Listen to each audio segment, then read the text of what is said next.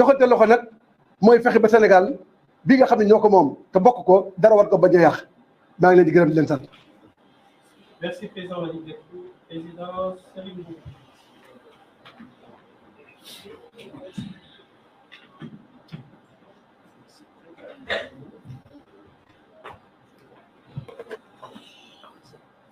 Assalamualaikum. Maa ngi nuyu mbooloo mi fi nekk yépp ak suñu nattangoo yi ak presse bi di wax rek ne maa ngi ànd ci bu baax et sans réserve ci yi nga xam ne nii sama concitoyen loolu lañ wax. tey Sénégal dafa nekk loo xam ne nii xeexoon nañ ko depuis 1700 Sénégal di voté di diisoo jàmm am fi kon tey xëy na tey candidat yi ñoo fi nekk dama bëgg lancer message képp koo xam ne nii candidat nga boo xam ne nii dañ ne recalé wala nga nekk votant simple votant soo mënee wone sa naqar ci lettre boo bind wala kayit boo bind yóbbu ko ci préfecture yi wala ci juridiction yi ndegam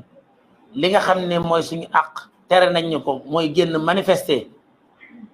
ñu defe ko ci ay kayit dañ xam ne lii Sénégal gépp la ñor. Reporter élection nag dafa mën a jur lu garaaw ndax tey mën naa am situation bi ñu ngi koy contrôler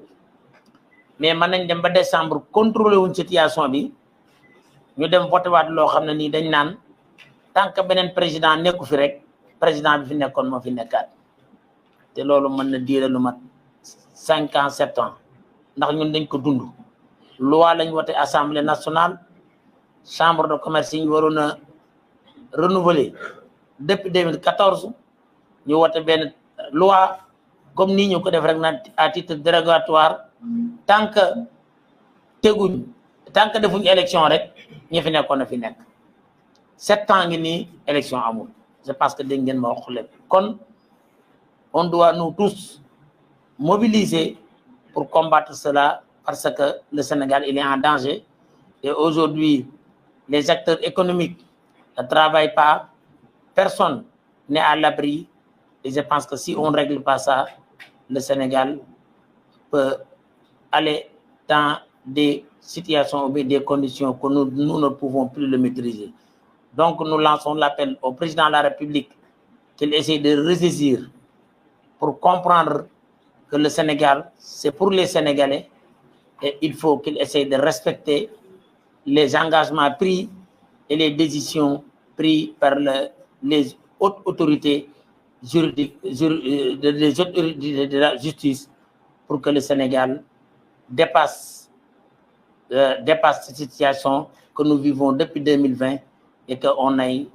dans des élections transparentes et inclusives pour qu'on redémarre nos activités. Je vous remercie. Merci, président Serigne Mboup. Président Ali Ndiaye.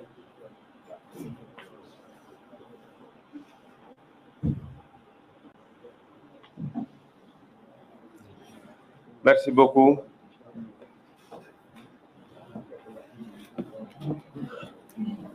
Merci. Je voudrais tout d'abord, en m'adressant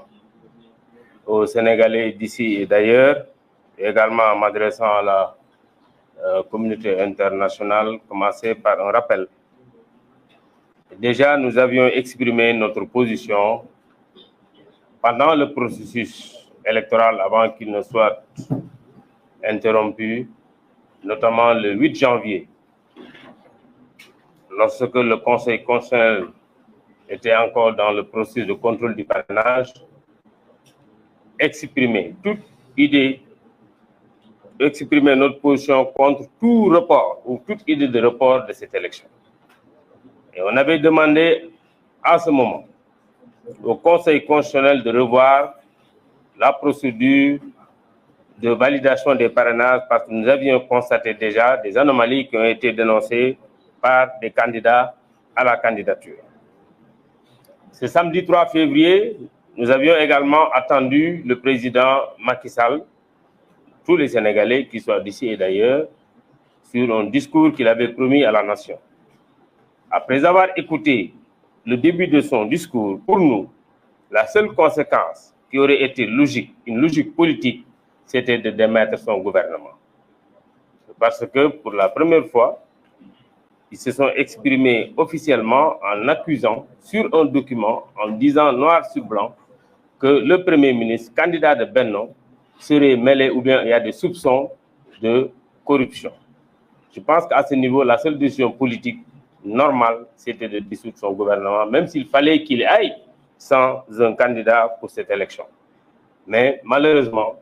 il a pris un décret pour dire qu'il interrompt le processus. Nous avions pris acte et avions décidé de faire un recours à la Cour suprême. Là aussi, nous avons attendu le décret et ce n'est que lundi nuit que nous avons vu le décret circuler dans les réseaux sociaux. Je ne suis même pas sûr au moment où je parle si le décret est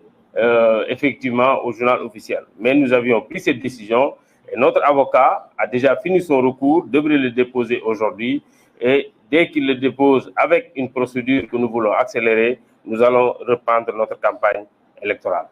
Je voudrais également en profiter pour demander, comme j'ai eu à le dire à d'autres occasions, que Bassirou Diomaye Faye soit libéré pour pouvoir participer effectivement lui aussi à cette campagne électorale et présenter aux Sénégalais ce qu'il a envie de leur dire pour que ces derniers librement le choisissent ou non.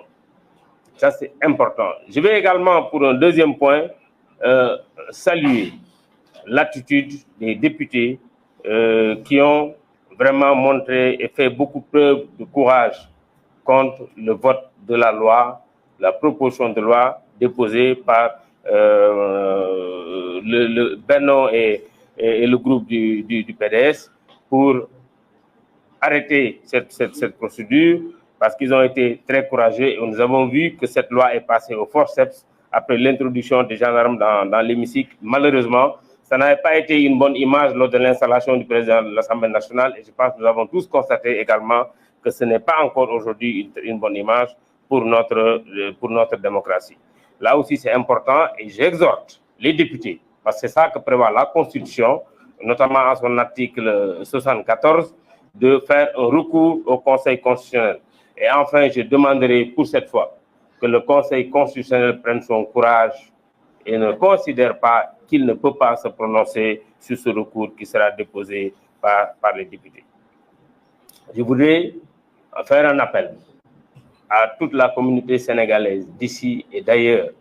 que c'est un projet qui concerne tous les Sénégalais. Ce n'est pas uniquement une affaire de candidats. Tout le monde est concerné pour le respect de notre démocratie qui a fait que le Sénégal a été toujours respecté. J'appelle également la communauté internationale. Nous avons vu certaines molles réactions, des réactions très molles, mais nous avons vu également des réactions fermes. Et nous pensons que toutes les chanceliers doivent faire ce genre de réactions telles que nous avons vu depuis ce matin. Enfin, je voudrais rappeler de façon claire et audible. Le président Macky Sall, son mandat arrive à expiration le 2 avril. Et que passé ce délai, il ne sera plus reconnu comme président de la République. Il ne pourra poser aucun acte qui va engager le Sénégal. Mbokk yi maa ngi leen di nuyu sénégalais yi nekk ci réew mi ak ci bitim réew di nuyu également communauté internationale di wax ne tey dañ fi ñëw teew am d'abord lu ñu fàttali fukki fan ci weeru janvier booba conseil constitutionnel mi ngi xool parrainage ci lañ njëkkoon wax ne gis nañ lu jekkut ci contrôle parrainage bi nañ ko rectifier bala ñuy génne liste booba buñ ko defoon mën na am lii lépp du ci am waaye defuñu ko ñu samedi 3 février ñëpp di xaar président Macky Sall ñun ñëpp ñu koy déglu ñu yaakaaroon ne président bu ñëwee dana teg ci suñu loxo loo xam ne lii dana war a mën a wax Sénégalais déggu te kenn du ko ci jàpp waaye bi mu ñëwee la mu wax mooy assemblée nationale mi ngi xuloo ak conseil constitutionnel ndax nee nañ dafa am ay juges yu ñu ger waaye la mbokk ci discours bi mooy assemblée nationale daf ne premier ministre bi nga xam ne bi moom la tabb moom dañ ko tudd ci mbiru guerre. kon nag li ñu nekk doon xaar mooy bu boobaa bu ñëwee fekkee décision politique rek la war a di jël mooy ne premier ministre kat war ngaa dem wuyu ci assemblée leeral mbir mi wala boog ci diggante bi mu ne dindi naa la ci poste premier ministre waaye defu ko mu ne nen takkal élection bi loolu nag amu ci benn sañ-sañ benn constitution permettre ko benn loi permettre ko moo taxoon ñu ne dañ koy attaquer au niveau de la cour suprême boobu ba léegi ñu ngi doon xaar décret bi altine ci guddi lañ ko gis muy circuler ci réseaux sociaux yi gisuñ ko sax ci journal officiel suñu avocat pare na def recours bi war na ko déposer tey pour cour suprême aussi ñu daan ko procédure bu accélérée pour que mu dàq décret bi nga xam ne bi moo waral lii lépp te bu ko dàqee danañ mën a reprendre suñu campagne électorale sans ci anam yu mu gënee malgré le fait que danañ ci am jour yuñ ci perte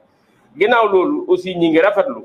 taxawaay bi nga xam ne bii député yu Yewwi am nañ ko député Taxawu am nañ ko ak également ay non inscrits ku mel ni ñoom Thierno Alassane Sall am nañ ko assemblée keroog altine ndax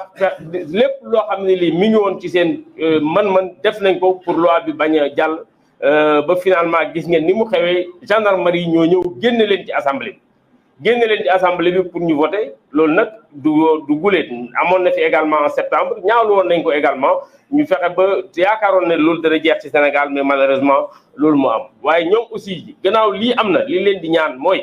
ñoom député yi parce que ñoom la ko article 74 constitution bi permettre mooy ñu attaquer loi bi au niveau du conseil constitutionnel te it may ñaan conseil constitutionnel ngir yàlla bii pa bu leen wax mukk ne amuñ ci benn sañ-sañ am ngeen ci sañ-sañ parce que yéen la ñu tuumaal ne seen attitude moo tax ni lii lépp am daal di am kon loolu également lu am solo loo xam ne lii bëggoon nañ ko wax enfin may wax sénégalais aussi muy ñi fi nekk comme ñi nekk bitim réew xeex bi du xeexu candidat yi rek xeexu démocratie Sénégal la démocratie Sénégal bi ñu ñëpp mas a respecté malgré li suñuy réew di tuuti malgré li ñu amul koom gu bari dañoo mas a respecté ndax suñu démocratie donc na kenn ku nekk jàpp ne xeexam la communauté internationale également ñi ngi leen di woo pour que aussi ñu am ay condamnation ferme ci lii nga xam ne lii moo xew ci réew mi parce que assemblée nationale aussi amul benn prérogative yokkal benn fan président de la république wax ma laa moo ko yokkal at donc loolu aussi bëgg naa ñu xam ko te muy lu leer a leer nit ñi xam ko enfin maa ngi doon wax léegi nii que bëgg nañ bu ñu libérer également Bassirou Diomaye Faye mu dem ci comme candidat yëpp def campagne am comme ni ko ñun ñëpp war a mën a defee loolu aussi am na solo parce que loolu mooy tax Sénégalais yi mën a tànn librement dernier mot président Macky Sall dañ koo tànn en 2019 mu waat ne dana respecter constitution